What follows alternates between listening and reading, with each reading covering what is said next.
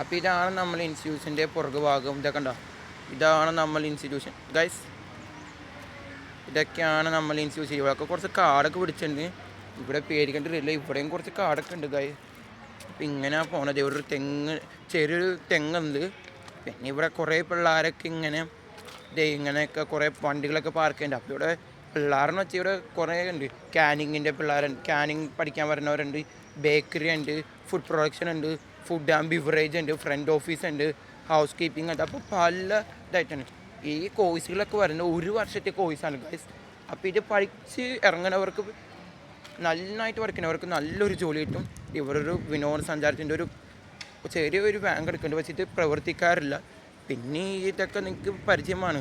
ഇതിൻ്റെ ഒരു പഴയ ബിൽഡിംഗ് ആയതുകൊണ്ട് അതിൻ്റെ ഒരു പോരായ്മകളൊക്കെ ഉണ്ട് ഗൈസ്. ഇതാണ് നമ്മളുടെ ഫ്രണ്ട് ഓഫീസ്. ഇതാണ് നമ്മുടെ ഫുഡ് ക്രാഫ്റ്റ് ഇൻസ്റ്റിറ്റ്യൂഷൻ്റെ എൻട്രൻസ് ഗൈസ്.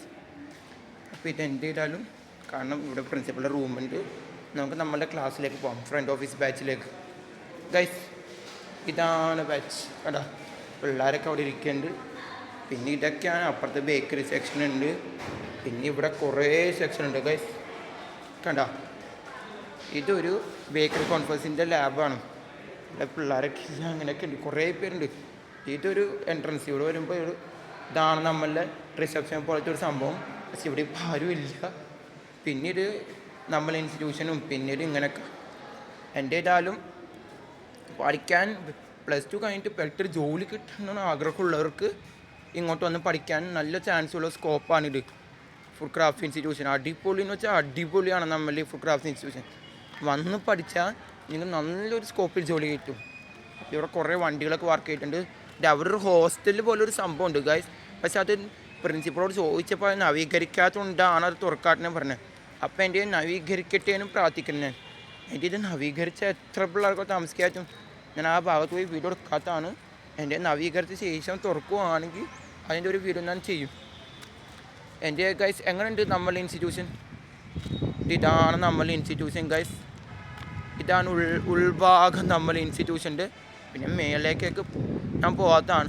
എൻ്റെ ഏതായാലും നമുക്ക് താഴത്തെ ഒരു നല്ലൊരു വീഡിയോ എടുത്ത് നിങ്ങൾക്ക് ഈ വീഡിയോ ഇഷ്ടപ്പെടുവാണെങ്കിൽ ഞാൻ മേലത്തെ ഭാഗത്തെ ഒരു വീഡിയോ ഞാൻ ചെയ്യണതാണ്.